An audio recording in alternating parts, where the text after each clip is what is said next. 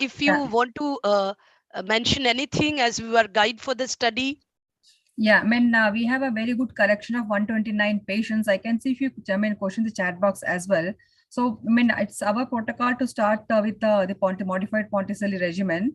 And if they don't respond, then only we go for a combination therapy. Initial, I mean, years we used to go for a CNI, but of late, but after this rituximab has come into the picture, so we have started using the rituximab as a second line therapy. And only few patients recently we have started this only like, the 1.5 years to 2 years, we have started de novo rituximab, particularly in patients who are diabetic and you cannot tolerate steroids and then they may have a high chance of infection. Then we go for a rituximab because this is a cost constraint. It's a little costly and our patients can't afford. So that's why the group the numbers in that rituximab, de novo rituximab is very less. Only 7 patients we had. So of course we are continuing that study and probably next few years we'll add on a few more patients to that. And what we have realized is, of course, Ponticelli alone will not have a, I mean, we have 60% of the remission rates. If we add on, that increases to almost 90%. And now we have to see how, I mean, the most of the recent studies, they say that the rituximab, de novo we can use, and it's one of the, the best choice for the membranous nephropathy, idiopathic membranous nephropathy. So we have to wait and see how our patient, they respond to rituximab, and we can get away with the modified Ponticelli or the CNIs.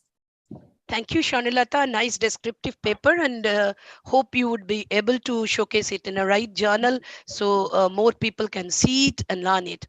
So with that, we progress to the next study, which is done from my institute. I have not gone into detail of the methodology and the definition of CR/PR. We followed the KDIGO 2012 guideline because of the time structure to showcase it in right perspective. I have gone little less in methodology and will ask my resident to start presentation. And we followed 2012 guideline up to 2019. After that, when Platoir-based evaluations were available in our institute, we have started risk stratification based on Platoir as well and ascribing treatment that way.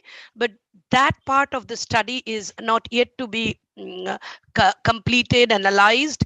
Up till 2021, the analysis part you will be seeing from 2016. Carry on, Tarak.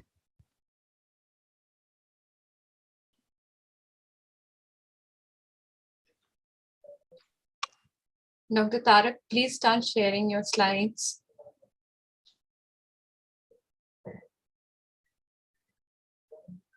Any difficulty, Dr. Tarak?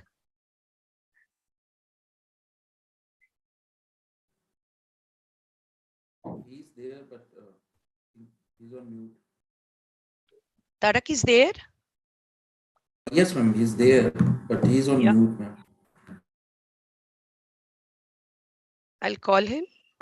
Yes, ma'am. Yeah. Am I audible? Start. Yes. You are audible. Start sharing. Okay.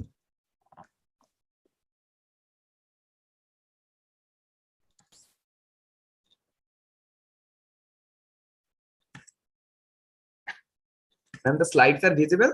No.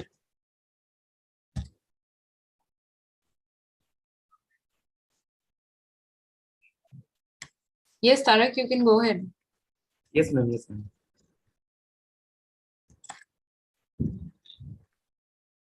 Ma'am, now the slides are visible? Yes. Yes. Okay.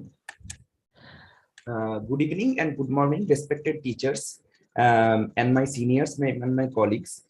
Today, I am presenting myself, Dr. Tarak Chaudhary. I am presenting the learning management of membranous nephropathy, IPGMA data. The contributors are Dr. Abhinava Devnath, Anishnanda, Abhishek Kumar under the guidance of Dr. Urpita Rai Chaudhary. According to the published biopsy registry data of our institute, the incidence of idiopathic membranous nephropathy is 11% over 2 years, with nearly 1,000 native kidney biopsies done every year. Newly diagnosed membranous nephropathy patients were diagnosed every year is 50 to 55. The patients received treatment conservative or immunosuppressive according to the risk stratification as per the KDIGO 2012 guidelines. 30% of them, that is 12 to 18 new patients, achieved remission with conservative treatment, that is maximal anti-proteinuria therapy, including ACE and ARB and other drugs. and the rest receives the immunosuppressive therapy in the form of either modified Ponticelli regimen, tacrolimus, or rituximab. In 2016 onwards, the rituximab had been available in our Dr. Tarak, sorry to disturb you. I think your screen is little out of our visual abilities. Can you please adjust the screen? Siddharth, can you help him out? Okay. Dr. Tarak, I think you had enlarged your screen size of PPT, I suppose. Rather than you going in screenshot mode, you enlarge your screen size. Sir, your PPT, sir, just at bottom right corner, there is a sign of plus and minus. Yes. Yeah, sir. Can you just reduce it to 100%? Yes, sir. Now you enter in slide share mode, sir. That will help, sir. Just beside that percentage segment, there is a slide share mode, sir. Is it visible now? No, again, sir, matter is going out of the stream. So you further reduce the size to 100, sir. Actually, it is reduced to 40% now. Okay, then is it visible now? It is visible, sir, but matters are out of the screen, sir. Excellent. So for benefit of everybody, you can post this slide in the chat box. I will share it from you. Okay.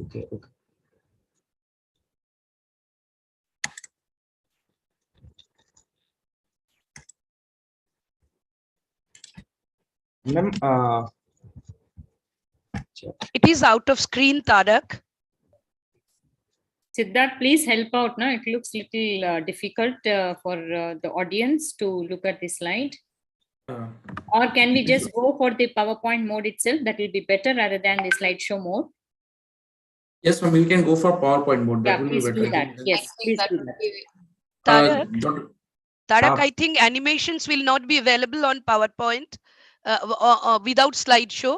So you may reduce your presentation to 60-70% if your 100% is not fitting the thing. Ma'am, is it visible now? No.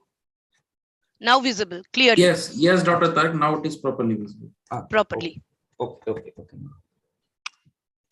In 2016 onwards, rituximab had been available in our institute for membranous nephropathy patients, so we could analyze the outcome with different arms with minimum follow-up of 1 year post-recruitment in 2018, 19, and 21, gradually increasing the number of patients in each arm.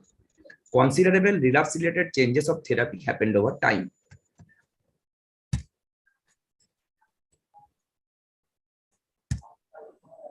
The slides are moving. Yes. In 2018, we have a small randomized control trial, including 11 patients in each arm, where we compare the rituximab versus modified Ponticelli regimen. And in 2019, we done a RCT, including 36 patients, 18 patients in each arm in tacrolimus versus rituximab arm. And in 2021, we have done a comparative analysis between the tacrolimus group, rituximab group, and modified Ponticelli group with a mean follow-up of 3 years.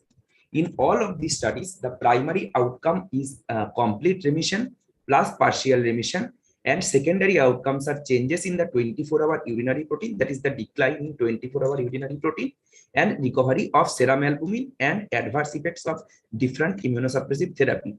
In 2021 onwards, we have collected the extra data, that is the time to reach remission and proportion of relapse of all the cases.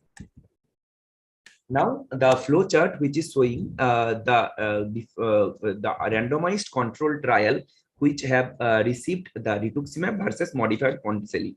Here, total 54 patients are taken, and 32 are excluded from the study as they achieved remission, complete or partial, with conservative management. Another 5 patients were on tacrolimus, and the patients which received immunosuppressive therapy within 6 months are excluded from the study, and not willing for the study are number 4. So we have randomized 22 patients, and 11 patients have taken modified Ponticelli, and 11 patients taken rituximab. And as it is a closed center study and no discontinued follow-up occurs, so all the patients are evaluated. In clinical outcome at various time points, it has been shown that the remission at 6 months were more in case of modified Ponticelli than rituximab at 6 months, but it is significantly more in case of modified Ponticelli than rituximab in 12 months. But the 6 months data is not statistically significant because of less number of patients. And the complete remission and partial remission also achieved is more in case of modified Ponticelli than rituximab regimen. And the number of relapse episode and no response episodes are also more in rituximab arm than modified Ponticelli arm. Now, remission rate at different time points. The orange line represents the modified Ponticelli, and the blue line represents the blue bar represents the rituximab arm. Here it has been shown that at 6 months, the modified Ponticelli arm achieves remission at 70 to 80%, and in case of rituximab, it achieved around 60 to 65%, but at the end of 12 months, the modified Ponticelli achieved remission around 70 to 75%, but the rituximab arm maintained remission around 50 to 55%. And so 24-hour protein urinary protein analysis between the modified Ponticelli and rituximab showed that there is a decline in proteinuria, which is more in case of modified Ponticelli arm than the rituximab arm in both 6 months and 12 months. And the recovery of serum albumin is also significant in case of modified Ponticelli arm at 6 months and 12 months than the rituximab arm. Now, the next study, which is done in 2019, that is the Tactileness versus rituximab study, which is done from February 2018 to January 2019, where 54 patients are screened and 12 were excluded from total 16 patients. 18 patients are excluded from the study because 12 achieved remission on conservative, and 4 received modified Ponticelli regimen, and 2 received immunosuppression within 6 months, which are included as the exclusion criteria. And total 36 patients are randomized. 18 patients are included in the rituximab arm and 18 patients in the tacrolimus arm. All 36 patients completed treatments and 12 months of follow-up is done. All of them are considered for analysis. The blue bar diagram shows the rituximab and the red bar diagram shows the tacrolimus. It has been shown that at 6 and 12 months of treatments, the rituximab group, the decline in the 24-hour proteinuria is more in the tacrolimus group than the rituximab group in both 6 months and 12 months. And the recovery of serum albumin is almost equivalent in 6 months and 12 months in both the groups. So at the end of 12 months, 11% versus 22% patients were in complete remission, and 38% versus 44% in partial remission, and 16 versus 5.56% in relapse in rituximab and tacrolimus arm. But the p-value is not statistically significant. Now, the comparison between the tacrolimus arm and modified Ponticelli arm, IPGMR data 2021.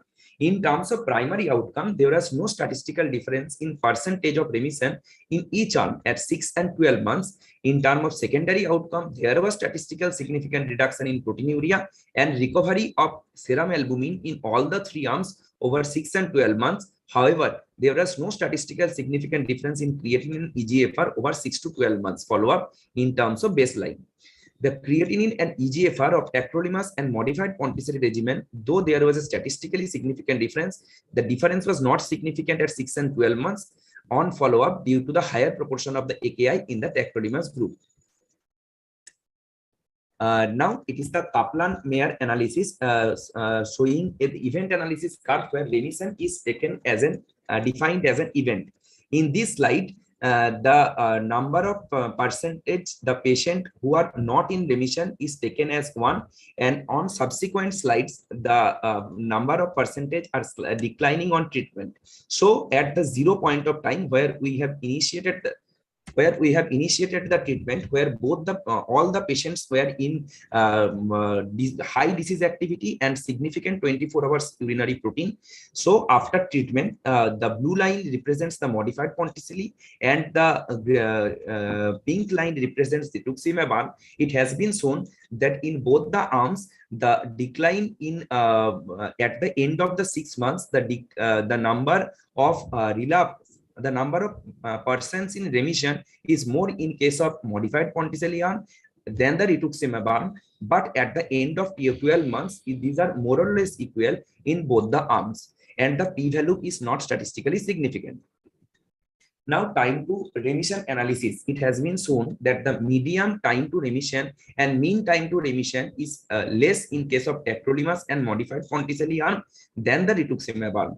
And the median duration of remission is also more, and mean duration of remission is also more in tacrolimus and modified Ponticelli arm than the rituximab arm. The median duration of follow-up and mean duration of follow-up is usually done is more in case of rituximab as it shows the delayed response of anti-CD20 treatment because it takes some time to respond, and 15.5 months in done in case of tacrolimus followed by modified Ponticelli, and minimum time to remission achieved is usually takes in tacrolimus arm and modified Ponticelli arm, and rituximab usually takes slightly more time to take remission, and the maximum time to remission is usually achieved by rituximab arm. Now coming to the number of event analysis. It has been shown that in the RCT between the tacrolimus and modified Ponticelli arm, the side effects are more in case of modified Ponticelli arm. There is increased incidence of fungal infection, new onset diabetes mellitus, pneumonitis, leukopenia, and death. And the side effects are less in tacrolimus group, but the progressive renal failure is more in case of tacrolimus group than the modified Ponticelli group. So modified Ponticelli regimen, though have increased side effect, they are better renoprotective than the tacrolimus group. In rituximab versus modified Ponticelli arm, it has been shown that the progressive renal failure is more in case of rituximab arm than the modified Ponticelli arm. In the rituximab, among the 22 patients, 5 patients reached progressive renal failure, whereas in modified Ponticelli regimen, only 2 patients of 31 patients reached progressive renal failure. But the incidence of fungal different infection, that is fungal infection, new onset DM, pneumonitis, leukopenia, and death are slightly more in case of modified Ponticelli arm. So the side effect profile is better in case of rituximab arm, but the renal survival protection is better in case of modified Ponticelli regimen, though they have increased side effects.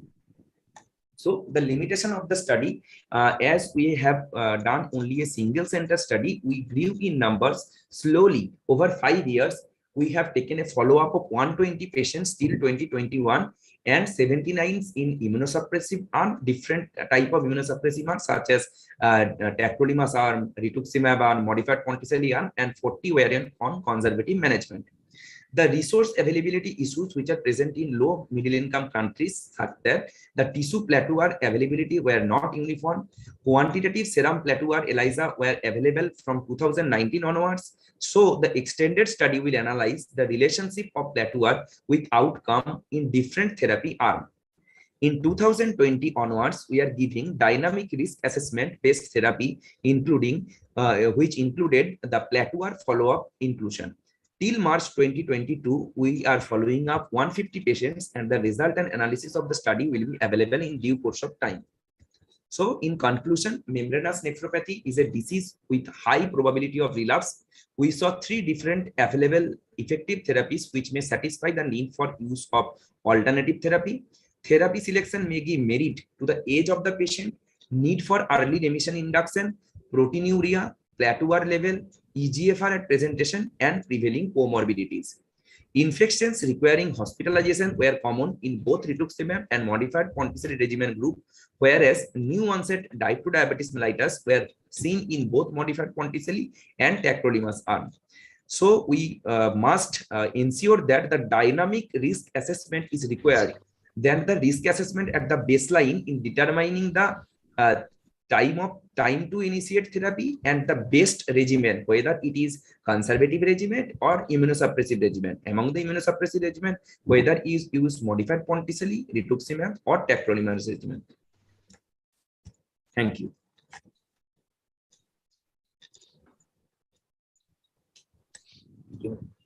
Thank you, sir.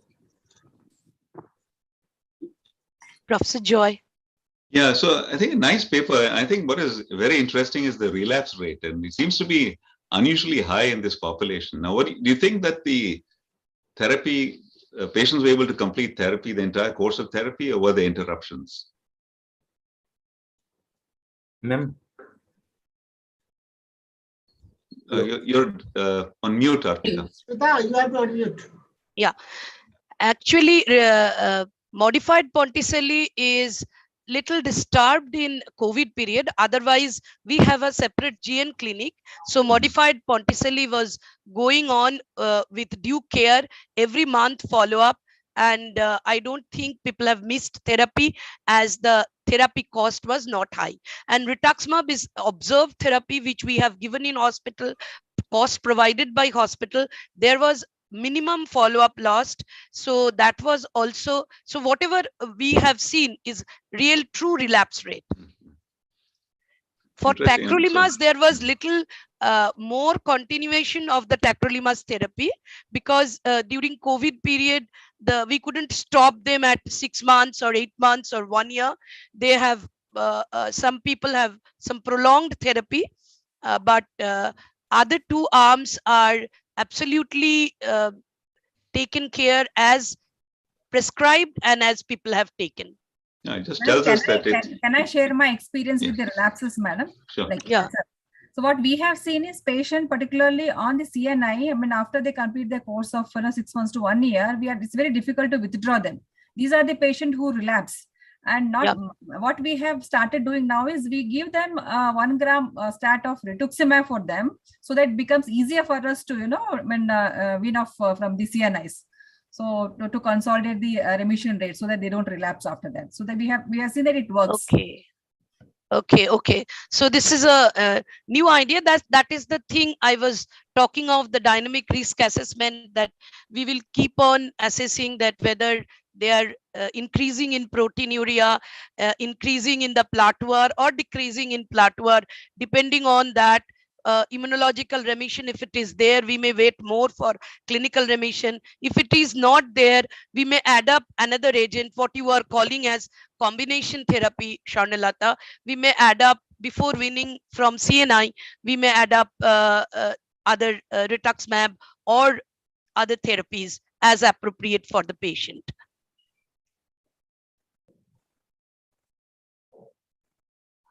So with that, we may move on to our penultimate talk. If Padmini may take over and bring joy to stage, a real joy for everyone. Definitely. So coming to the penultimate session, a session we all have been eagerly waiting for, that is membranous nephropathy, past, present, and future. And who better to talk about it than Professor Dr. Jay Radhakrishnan, who actually doesn't require any introduction. He is the Director, Clinical Services, Nephrology Division, Columbia University, New York, Associate Editor of Kidney International, and the founding editor of Kidney International Reports, and the Global Educational Ambassador of International Society of Nephrology. Chairing the session are two stalwarts from the field of Indian nephrology, Dr. Manisha Sahai ma'am. She is the professor and head Department of Nephrology, Usmania Medical College, Hyderabad. She is also the Vice President of Indian Society of Nephrology, editor of the Indian Journal of Transplantation, and member of the South Asian Regional Board of International Society of Nephrology. Co-chairing with her would be Professor Dr. Narayan Prasad. He's professor and head Department of Nephrology, SGPGI Lucknow. He's also the Honorary Secretary, Indian Society of Nephrology, Deputy Chair, South Asian Regional Board, International Society of Nephrology. So my humble request to Dr. Manisha ma'am to take us through this session. Thank you. Yeah, thank you so much for this opportunity. And as Arpita rightly said, joy to listen to Dr. Jay Radhakrishna, excellent speaker, and the best person to talk about membranous nephropathy. We are eagerly looking forward to his talk, the past, present, and future. So let us see what he tells us, and we can have a fruitful discussion later on. Honored to be here, Dr. Joy. It's always a pleasure listening to you.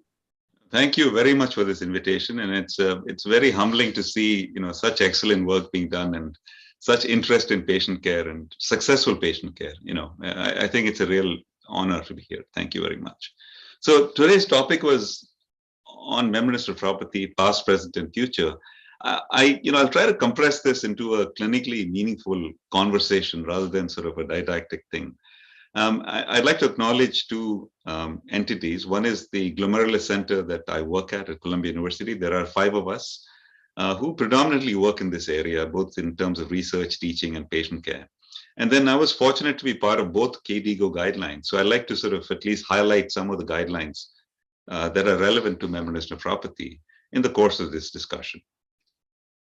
So these are my disclosures. I work quite closely with pharma companies that are actually bringing new products in the pipeline. And so it's nice to guide them through the design of clinical trials. And as you can see, there are a lot of companies that are going to come out with products for membranous nephropathy in the near future. So the past is very short, actually. So back in 1946 was the first description of membranous nephropathy. It was well known that the patients had nephrotic syndrome, but pathology became sort of a field in and of itself in the 50s, but this was the first description that some people with nephrotic syndrome had thickened membranes. But the pivotal role of what this is about was made by Heyman in 59, and we call this the Heyman nephritis model. Even now, and it's a very well-established animal model for eliciting membranous nephropathy. So you take a rat, you basically grind it up the kidneys, and you get this basement membrane antiserum, and then you inject this serum into a normal rat, and then you see what happens in the rat, and you'll find nephrotic syndrome happening quite early, actually. And the second key observation was, what are these antigens? So in a rat, at least, it turns out to be this thing called GP330. And this was made by Donjo Karashaki from Austria back in 87. So after the discovery that there were these antigens, megalin actually, in the podocyte, the rush to discover these antigens, was huge. And the person who succeeded was David Salant and Larry Beck. In 2009, discovered this pivotal role of PLA2R antibody in causing a majority of patients with membranous nephropathy. So that is the past, and it's compressed. There were a lot of other events which I won't talk about.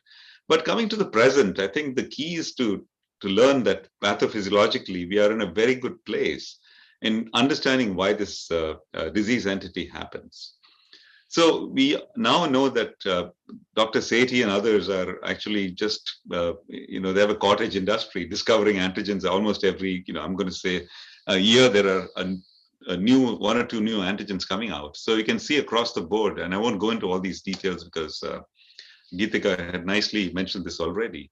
But the key part here is that we don't know what to do with these antigens on the right compared to what we know about PLA2R on the left.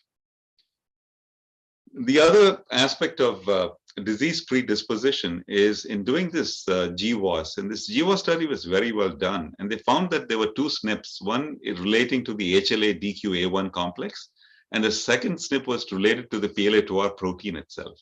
So if you look at a control patients which do not have either of these SNPs, as you become a heterozygote and then a homozygote, your odds ratio goes up, both for the PLA2R SNP as well as for the HLA-DQ-A1 SNP, such that in the patients with the highest risk, which is a combination of 2 homozygotic genotypes, you can see that the odds ratio is as high as 80. So this is a nice demonstration that you have an abnormal protein and an abnormal immune response to the protein which work in concert to produce the entity called membranous nephropathy.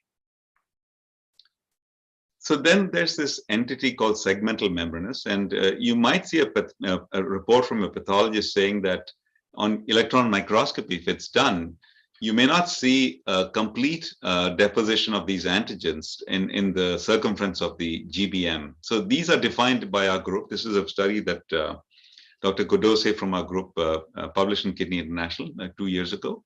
So this is 25 to 75% of the GBM has deposits, not 75 to 100, which is typical of most patients with membranous nephropathy. So are these patients different from the the normal pattern of membranous. And here you see that there are two differences, that NEL1 is seen in 30%, and most of them are very early stage. And the second observation is that the PLA2R and other classic antigens were negative in all these cases evaluated.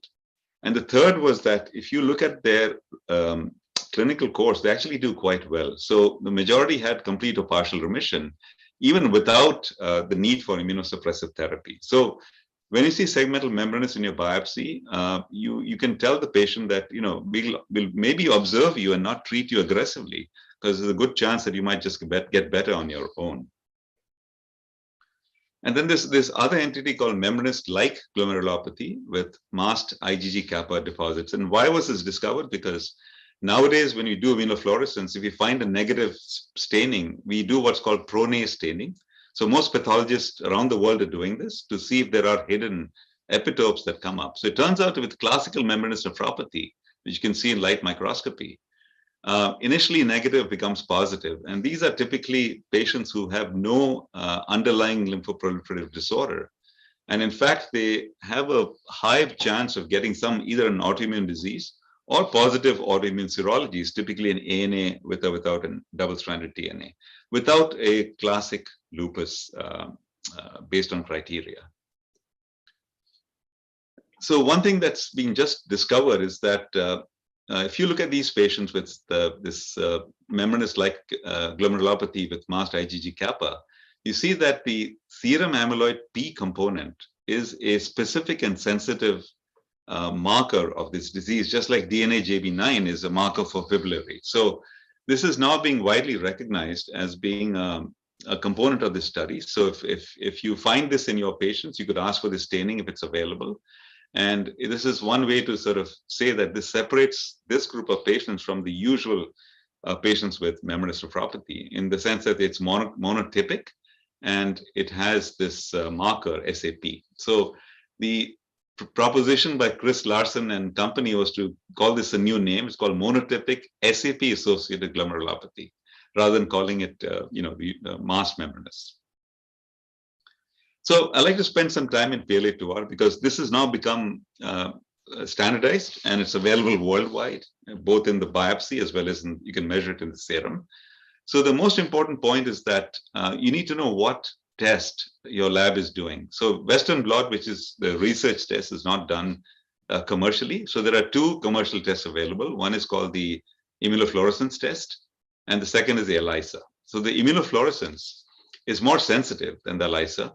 But the problem is that many labs do not report a titer. They can say negative or positive, or they can do plus minus, or some serial dilutions. Whereas the ELISA has a nice numerical value. And for the most part, especially for clinical trials, we are using ELISA. And if possible, we'd like to use this test in the clinic because it seems to be a little easier to translate into how the patient's doing compared to the IFT. Although which is a good test, but following titers is a little challenging when you use an immunofluorescence test. So the first question always comes is that I have a patient with nephrotic syndrome and the PLA2R is positive. Can I avoid a kidney biopsy? And it turns out the answer is yes. So if you are very selective in these patients, so you need to have a eGFR above 60. You need to exclude all the patients who are have a secondary problem. So for example, if you're Hep B positive or ANA positive, or if you have underlying diabetes mellitus, we don't like to do this in pediatrics, definitely not in kidney transplants. So if you rule out all these conditions and your eGFR is above 60, your chance of getting membranous is over 95%. So in the KDIGO, what we said was, if your PLA2R is present and you have normal kidney function, you've never seen immunosuppressive therapy, you can assume it's going to be membranous, and there is no need for a kidney biopsy. In all other patients, if you've seen immunosuppression or there's something unusual, saying a rapid decrease in GFR, your serological tests are positive, especially ANAs, which means lupus membranous nephropathy is likely. Or if you have received immunosuppression and have not responded, especially if your kidney function is declining. And we had mentioned a couple of patients from Arpita's group who had crescentic membranous, crescentic lesions associated with membranous. So those patients definitely need a kidney biopsy.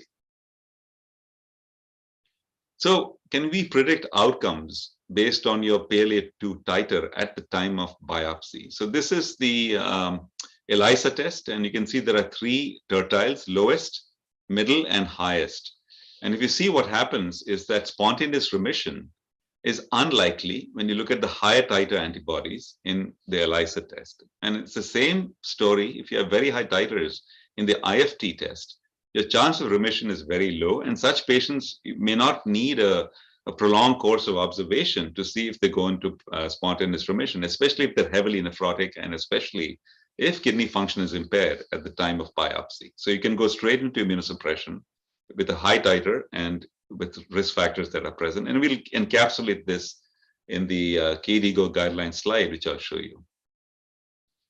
How about remission status based on the PLA2R? You can see that your risk is again low with these titers. This is another study that confirmed the same findings. And then your relapse rate is high if you're PLA2R positive at the end of your immunosuppression. So it's very, very important now, not just to follow proteinuria, but to keep looking at the PLA2R status. And if you are persistently positive, and we'll talk about at what milestone should you reevaluate to see if therapy needs to be changed, you need a negative PLA2R titer before you can say the patient's going into clinical remission. And then finally, progression also can be somewhat predicted by your titer. So you can see the high, medium, and low corresponds to the proteinuria as being much higher, and the chance of going into the into a doubling of creatinine or 40% increase in creatinine is much higher when you look at people with very high titers. So these patients should be treated aggressively and early to prevent kidney function deterioration during the course of observation. So there are studies that, one study at least in KI reports, I accepted this paper, showing that just one titer is maybe not that meaningful. And you can see that in the Netherlands, looking at patients who went to remission versus not, or actually progressed, there was not a big difference in the PLA2 titers. So what they're saying basically is don't look at one titer, look at the baseline and see what happens to these titers, either over the observation or when you're treating these patients, to get a better idea of how patients will do over time. So the biggest part is, like, I have the PLA2 titer here in front of me. I made the diagnosis. Now, can I make a difference in the type and how soon to treat? And here there are two concepts, and Geetika just mentioned this very briefly, that there is a concept of immunological remission, where the PLA2 titer goes from positive to negative. And then there's a concept of clinical remission, where the proteinuria goes from nephrotic to subnephrotic, which is partial, or under 500 milligrams, which is complete remission. And which drug is likely going to be helpful? Does PLA2 titers tell you about this? So I just want to show you one study, the GEM-RETUX study, and this was a 6-month study. And they showed that there was no difference in proteinuria at the end of 6 months when you compare rituximab versus conservative therapy, which is blood pressure control using the maximally tolerated dose of RAS inhibitors. There was a difference in serum albumin, however, but very importantly, that PLA2 titers dropped dramatically in the rituximab group and did not change much in the conservative arm, despite the lack of a difference in proteinuria. So the important point is they did extend the study to 17 months. And at 17 months, you can see very clearly that your remission rates are much higher in the group that received rituximab compared to the conservative arm. So this comes, that same graph which Geetika showed, I want to show again, is that we'd like to look at PLA2 titers as an endpoint of your treatment, because that tells you that the immunological process has been switched off. And it takes several months to even a year or two longer for the proteinuria to go into complete or partial remission. And again, when you go into remission and your PLA2 titers go from negative to positive, this will precede the clinical relapse, which is proteinuria, by several months. So these patients should be followed up very carefully when PLA2 titers have disappeared and then have become positive during the follow-up phase. And I won't go into the positive negative slide, but this was discussed extensively by Geetika in her talk. So the question is choice of therapy. And this is the famous Mentor study that looked at cyclosporin versus rituximab, and they followed the patients over a course of 12 months. And you can see that the incidence of partial or complete remission, about 70%, was not different between cyclosporin and rituximab. You could see that early on, at 6 months, there was a difference in that patients on cyclosporin did a little better. But the important point is after you stop therapy, after the 12-month time, there was a clear difference in how patients either remained or did not remain in remission. And we saw this with the previous two talks, that if you use a CNI, it's difficult to get them off a CNI in the setting of partial or complete remission with cyclosporin. And it's the remission is much more durable with rituximab. So based on this study, there was a hidden in the supplements was a very interesting point, is that for rituximab treated patients, your baseline PLA2R levels in those who had a less than a 25% decrease in proteinuria was much higher, okay, versus those who had a more than 25% decrease in proteinuria. So your baseline rituximab also tells you how you're going to do, your baseline PLA2R tells you how you will do with rituximab in terms of your proteinuria reduction. So the question then comes is, are there any data on the type of the therapy versus response rates? So you can see on the top is proteinuria and the bottom is the ELISA PLA2R. And you can see all three agents, rituximab, alkylating agents, and a CNI, had similar rates of reduction of PLA2R. But you can see there's a slight difference in the proteinuria reduction rates with these drugs. It is much less with rituximab early on, but eventually at 9 and 12 months, the difference narrowed. So there's a thought that maybe a CNI is not as effective as rituximab or cyclophosphamide in reducing PLA2R titers, which is not true. The added advantage of using a CNI is that you get direct effects on proteinuria reduction early on in the treatment phase, compared to say rituximab, which takes much longer to work. So then I come to the KDIGO guidelines. We'll put all this in and say that how do we treat patients who are sitting in front of us? So we should not forget that blood pressure goal is extremely important. If your blood pressure is not controlled, especially with proteinuria, it'll take much longer for patients to go into remission. And in fact, you may magnify the rate of progression of kidney disease in untreated patients or patients who are suboptimally managed. So ideal is 130/80, but there's a move towards reducing it even lower, 125/75. And this can be done with a variety of agents, the most important being a RAS inhibitor.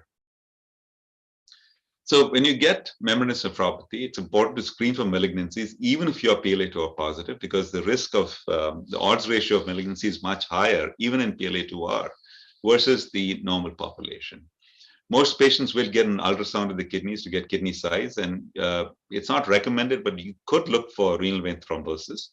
And then infections, very important.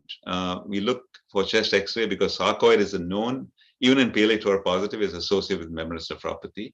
Run the medication list and look for evidence of lupus by using a rheumatology panel. And then we do a full exam for coexisting conditions.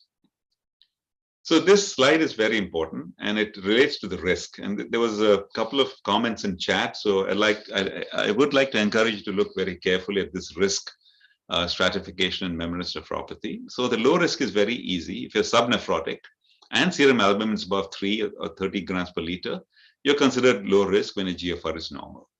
Or if you've seen patients who are not at low risk, but over time, say you're at moderate risk with more than 3.5 grams, but your proteinuria comes down with 6 months of conservative therapy, then you move from moderate to the low risk category. And these patients, as you'll see, don't need to treat with immunosuppression. In contrast, the very high-risk patient has a life-threatening nephrotic syndrome complication, for example, a pulmonary embolism, or there is a rapid worsening kidney function that you cannot explain, say, with a drug-induced side effect or hemodynamic reason. So these people are at very high risk, and they have to be put into a bucket of aggressive early therapy with immunosuppression. And then we look at moderate and high risk. Moderate risk is those people who remain nephrotic after 6 months of conservative therapy and do not have any of this high risk criteria. So high risk criteria is very important. You have impaired kidney function or proteinuria more than 8 grams for 6 months. So that's one group. The second group is you have a normal GFR, but you have not decreased your proteinuria to subnephrotic levels. after 6 months of conservative therapy, plus low serum albumin, a high level of PLA2R. And this is very arbitrary. We had to use a cutoff, and we thought 50 was a reasonable cutoff based on studies. And the last few tests are relating to tubular damage. It's not available commercially in many countries. We don't use this either, nor do we use the selectivity index in terms of IgG versus albumin. So the bottom line here is that impaired kidney function and level of proteinuria more than 8 grams more than 6 months, or people who have nephrotic range proteinuria and clinically less than 25 grams for albumin and higher level of PLA2R. So this puts people at a higher risk. So when we look at where we are now in terms of treatment, you can see that there's been a whole host of studies, starting with the Ponticelli that we heard. There was an attempt at using mycophenolic acid. It does work sometimes. It certainly works in lupus membranous nephropathy. But right now we're looking at rituximab, we're looking at cyclosporin, and we're looking at the classic Ponticelli regimen as the 3 arms of therapy that we need to choose between. So we come back to our risk stratification, low through very high risk. Very high risk, you don't need to think further. Go straight for an alkylating agent. Usually it's cyclophosphamide and steroids, and people have used variations of the Ponticelli regimen, and this has been shown to be the most effective in this very high group. In the low risk, again, do not treat. In the moderate risk, you can wait for 6 months for sure, and if people respond and go into the low risk group, there's no need for further therapy. Or if there's symptomatic nephrotic syndrome, you can choose between rituximab or between a CNI and low-dose corticosteroids. There is no difference in either of these two. As you saw, that they do both have a fairly decent rate of remission inducing chances. And the only problem with CNIs is that you are going to experience a higher relapse rate. But the high risk is a little tricky. Here, in the absence of any of the very high risk criteria, either rituximab or cyclophosphamide corticosteroids, Ponticelli, or a CNI and rituximab. Now, this is a little tricky, and I'll tell you why in a minute. Because if your patient has worsening kidney function, you certainly don't want to use a calcineurin inhibitor. So if your patient is high risk with intact kidney function, this is just fine. And Dr. Swarnalatha had mentioned that she uses this technique to get patients off of a calcineurin inhibitor by adding on rituximab at the end of a certain time interval. So the other important part of managing patients is one needs to look at serial PLA2R PLA2R titers. And then based on the PLA2R titers, you can make treatment decisions to when you see that the titers are either disappearing or not disappearing. So if you disappear at 3 to 6 month intervals, and that is the approximate time interval that we recommend checking these titers. So you can do it a little earlier if your patient is at high risk, right, or a very high level of PLA2R. And these patients, I usually do it monthly because by month 3, I need to be sure that these titers are dropping. Otherwise, I will change therapy. So generally at 3 to 6 months, you see what happens. If it disappears completely, the patient is going to immunological remission. And despite being nephrotic, there is no need to add additional therapy. However, if your PLA2R titers are intact or not disappearing or in fact worsening, you need to see if the patient should change therapy at this 3 to 6 month interval period, especially in the patients who have a very high titer or who are in the high risk category. So here are the possibilities. If you're use either of the 3 therapies and your PLA2R turns absent or negative from positive at 6 months, if you're on rituximab, do not give more. If you're using Ponticelli, you can stop right there. The moment your PLA2R titer stops, you don't have to complete the full course. And then if you're taking a CNI and prednisone, do not stop, but start tapering and see what happens. It may take several months to get off the CNIs. But at the same time, one needs to keep looking at the PLA2 titers, which have turned negative, to see if they turn positive, because your relapse rates are going to be very high at that point. If your PLA2R is present, and if you were originally on rituximab, keep going, add more courses until the PLA2R is negative. If you had previously received cyclophosphamide and steroids, at this point, you can switch to rituximab. And if you're on a CNI, you can either add a rituximab to the CNI, as Dr. Swarnalatha was doing, or you can switch to a Ponticelli regimen at this point. And then finally, you have PLA2Rs present, but it's decreasing or it's gone to low levels. You would still continue with the rituximab because you want them to get into a negative situation before saying that they're going into immunological remission. If you have given cyclophosphamide, there is a legacy effect which can persist for several months. So here you can watch and see if they, because you don't want to keep exposing your patients to unnecessary cyclophosphamide. If you're in a CNI and prednisone, you can keep the drug on and keep looking at these titers and clinical situation after another 6 months. So this encapsulates very nicely what do I do with my patient based on PLA2R titers and the initial therapy, whether it's rituximab, your Ponticelli, or a CNI. And then patients who relapse after successful therapy, if it's rituximab, it's okay to give rituximab again. If it's CNI, this is the patient, again, you'd like to use rituximab, and you can add it on to CNIs, especially as you taper the CNIs, the patient's proteinuria gets worse and in the presence of a positive antibody. And if you receive cyclophosphamide and steroids, some people would continue for longer, but most of us would switch to rituximab with or without a CNI. And then finally, resistant disease, which is about 20 to 30% will not respond to your initial therapy. So the most important thing is that no matter what you're receiving, if your GFR is decreasing while on therapy, and if you've not seen Ponticelli or cyclophosphamide before, this is the time to start, okay, no matter what you've seen before. And if you're already on cyclophosphamide and GFR is getting worse, keep this on for a while longer. For every other patient where GFR is stable, we can go from therapy 1 to the other 2 therapies. And that's really the essence of what we do with resistant disease. If everything fails, then we have clinical trials that are looking at other drugs. We use ACTH quite commonly in this situation. And in some patients, it seems to stabilize kidney function.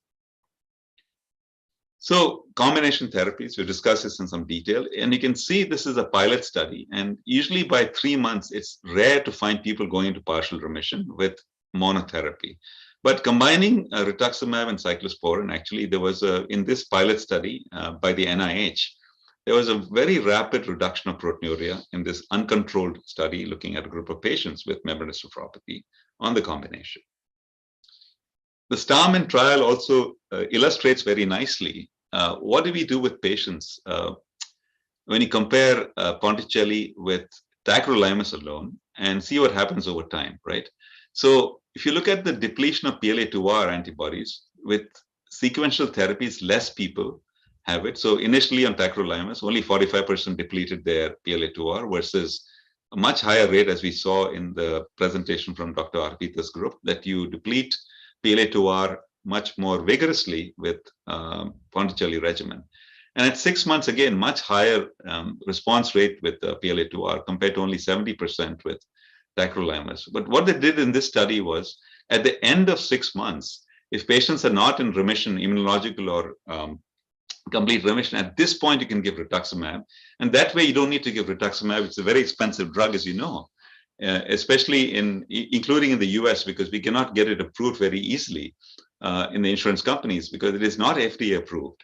So this is a decent way to see if patients will go into immunological remission in 6 months. And if they don't, then you add on the rituximab at 6 months. And you can see that your relapse rate's a little higher, not very much, compared to cyclical methylprednisolone and cyclophosphamide. So another way you can treat your patients is start with tacrolimus, and then if they're not going to remission, you can add on rituximab at the end of 6 months.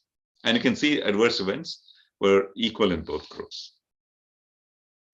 And then can you compare head-to-head the cyclophosphamide with rituximab? And this is a small study from Italy. They had 74 patients, approximately 37 in each group, randomized to Ponticelli versus rituximab. They had just received 2 doses.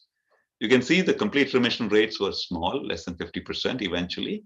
And the remission was earlier with the cyclophosphamide compared to rituximab, but eventually they were similar. And when you look at the total remission rates, again, it is about 75% and no difference in the two groups. So it seems that despite the slight change in earlier remission rates, eventually both the groups were similar in their rates of complete and partial remission. So again, tells you that there is nothing magical about rituximab compared to traditional therapies of Ponticelli. And the adverse events rates you might think is worse with cyclophosphamide was not the case in this study. So one way that we approach patients is to look at the PLA2R, and based on the PLA2R, you can give additional doses, and that's what we are saying in the KDIGO, is that most of these studies that we mentioned do not give a PLA2R based re-dose with rituximab. And you can see that the remission rates by using just the two standard doses at the beginning is between 30 and 60%, okay, in this group early on. And clinical remission rates similarly were not very high and very, very low complete remission rates. But if you look at PLA2R and redose them based on the presence of PLA2R, you can see that the immunological remission rates goes up very high to 90, and your complete remission also is much higher as is partial remission compared to your single 2-dose and let's wait and see what happens approach that used to be the case in the studies that have been done so far, mainly because they had not used PLA2R as part of the decision-making process. But now we know it's very important, and we should use PLA2R when making clinical decisions. So I'll end with the future. Its future is very short, luckily.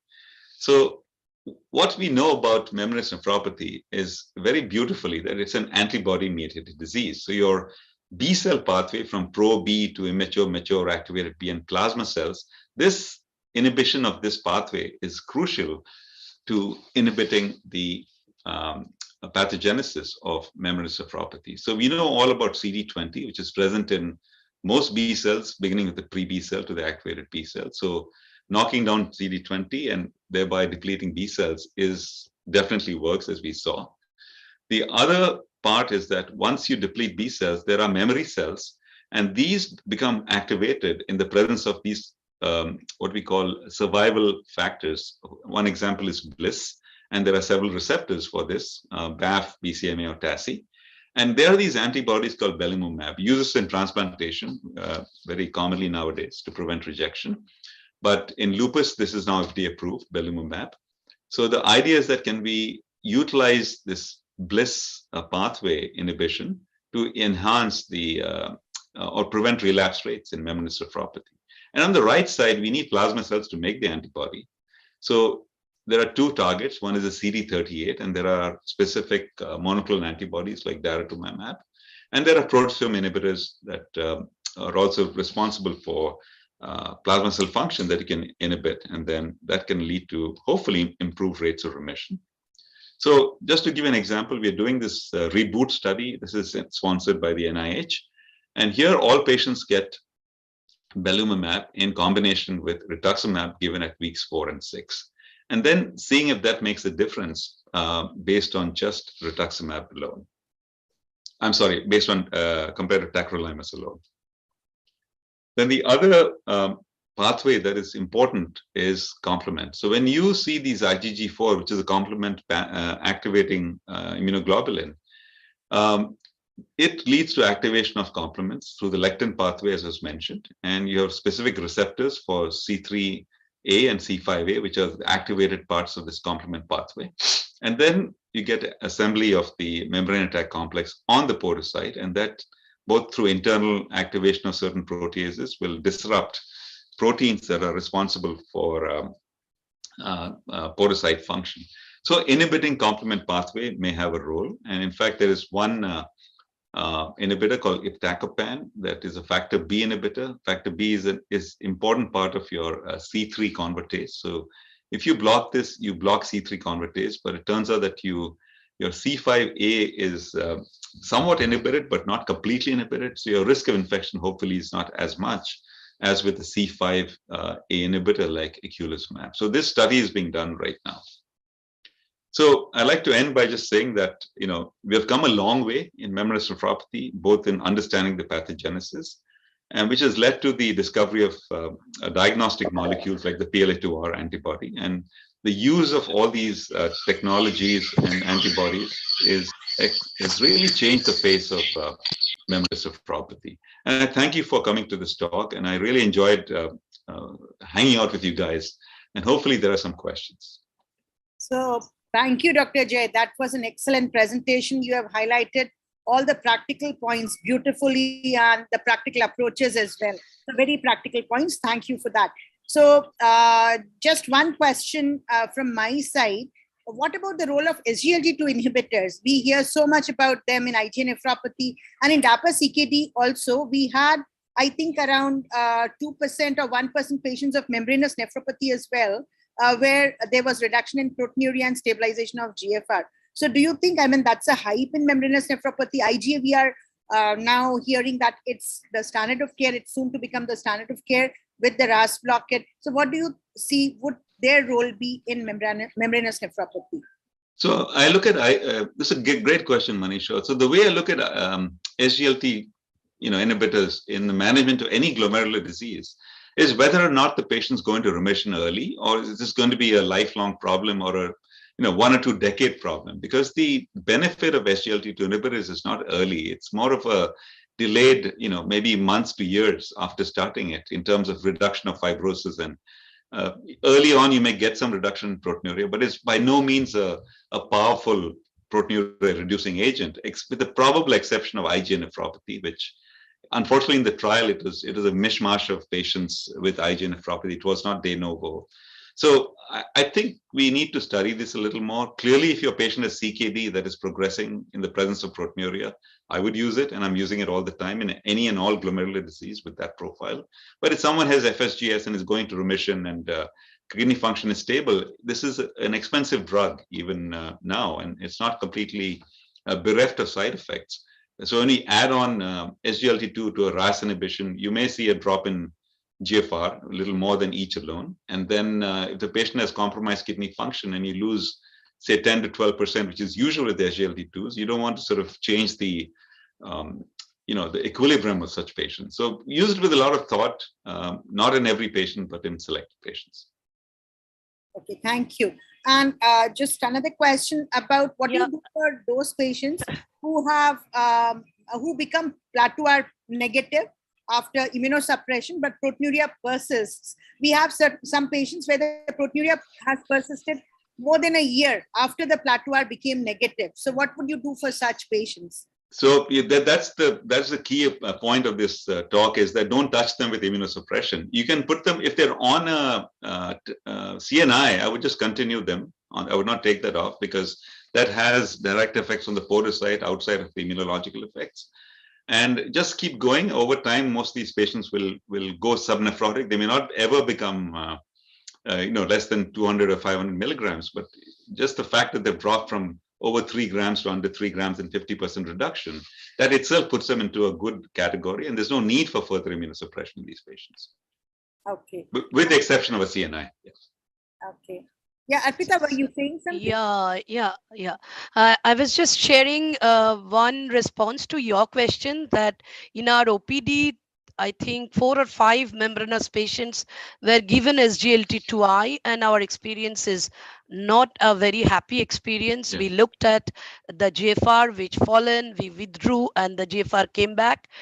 And I think even if it is, as Joy was telling, that even if it is appropriate for IgA nephropathy, probably it will not suit best for membranous from those 5 patients.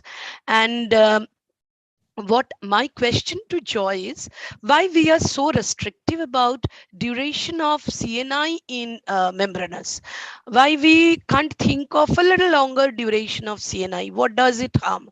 In pediatric SDNS and SRNS study, in our transplant group, we have looked at tactileness use for longer, which hadn't given that bad result to us.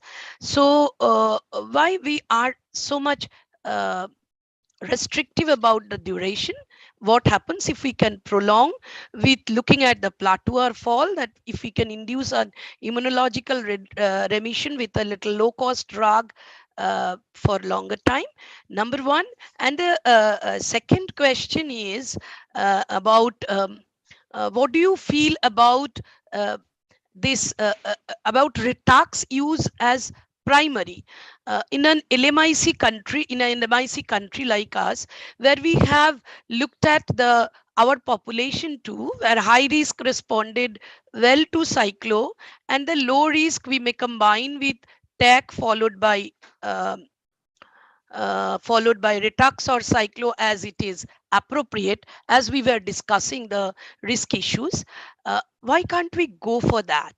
No, so I'll answer the second question first, and it's completely appropriate not to use rituximab if your patient can't afford it. You should not force the drug onto them. Cyclophosphamide is equally safe, it's inexpensive, and it works probably much better in getting them into remission.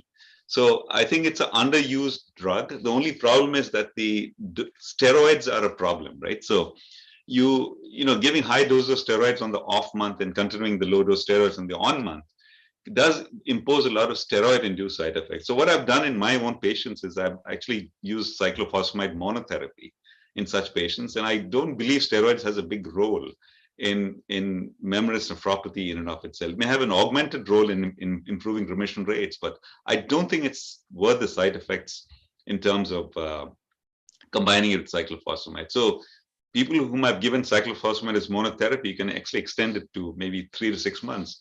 Your response rates are quite good with just monotherapy and adjunctive therapy. And again, I completely agree. You don't have to force rituximab on all patients because of it's easy to give and it's 2 doses and we're all done and that kind of thing. But it's extremely expensive, and you may that probably doesn't happen too. It comes as relapse, as you were telling me. No, absolutely. We are seeing relapses too in Ritux arm as well, and that's not infrequent. Correct. So and I kind of like the combination approach that I'm using more and more of that. If patients are heavily nephrotic, they have 10, 12, 15 grams, and the kidney function is relatively intact, I use a low dose of tacrolimus with rituximab or even cyclophosphamide in such patients to get them into remission a little quicker. And one thing is the EGFR. Sometimes we get a compromised EGFR at presentation, which is pre-renal AKI, not the true EGFR loss. And as soon as we start repleting albumin and using diuretic and albumin in appropriate combination, we find an improvement of GFR even without addition of immunosuppression. Probably those are high proteinuric patients and going into nephrotic AKI, as we see in pre-renal, and EGFR appreciation to take them in a risk factor analysis, as you have done in Toronto risk factor group, should be done after correcting this pre-renal AKI. What do you? Although I must say that so such patients, even if you correct, the pre-renal AKI is easy. You can try the albumin and all those things, but even then, of these patients, there's a significant number who come in with the creatinine of 1, 2, 1, 5. And these patients are really at very high risk of progression, despite correction and everything. So remember, your AKI is a marker of severe interstitial inflammation, which is a downstream effect of proteinuria, right? And these patients have to be, you cannot wait for 6 months in these patients. You have to treat right away. And then, if you wait 6 months, the fibrosis is basically progressing, right? So this group is what I call the very high risk group here. What's your experience regarding tacrolimus versus cyclosporin? Arpita's group, they have been using tacrolimus. We have been using tacrolimus as well because it's easier available to us as a part of transplant program in the setting, and our results have not been that bad. In those patients who relapse after completing the course of TAC, we give a rituximab. That's what we do because that's the policy most favorable to us. Economy-wise. So what's your experience there? No, the only reason why I use TAC is, it's got less cosmetic effects. And I think the PK is a little more predictable, and there may be more avid calcineurin ligation. So I think it's a easier pharmacokinetic-wise drug to use compared to cyclosporin. It's just a personal thing. There are no head-to-head trials. But it seems to be easier. But of course, if your patient's pre-diabetic, you'd not use TAC, you use cyclosporin. And a longer duration of CNI? Yeah, you can go long. I think you just have to watch your, kidney function. But what I would say is the moment you get into partial remission, it's best to start tapering doses. I would not go for definitely more than a year and a half is probably my upper limit on a CNI. How long do you follow up your patients with plateau or antibody once they have achieved remission completely? So my protocol is to monitor them every 3 months until they go into full remission. After that, once they go into full remission? Yeah, then I give them a home dipstick and have them come back if the dipstick turns positive, or if they start getting symptoms of. So there's no need to per se follow them. Although you might argue that if your PLA2R is turning positive in such patients, then bring them back for more close follow. But I think you would not, automatically start them on therapy if your PLA2R is positive and there's no heavy proteinuria. Right? So have you had any late relapses? Like we had a couple of cases where after 10 years, they have relapsed. Yeah, we actually published on this. We look at AJKD. We published on these late relapses, and they're no different actually from the usual patients. We have some audience question also. Somebody bring them to stage, Padmini, the audience questions, so that we can answer. Yeah, Dr. Atanupal is asking, is there any role of phenylalanine? Oh yeah, very good question. So phenylalanine is not yet approved for outside diabetic nephropathy, and it's a very expensive medicine. But you can certainly use spironolactone and eplerenone as proteinuria reduction strategies. I must say that in my personal experience, it doesn't add a lot to ARBs, but like we give them, like you're saying, we give them a package, right? Patients come to our clinic and you've done the best you can with immunological therapies, and they still are heavily proteinuric. We give a package of MR blockers with maybe SGLT2s and with ARBs.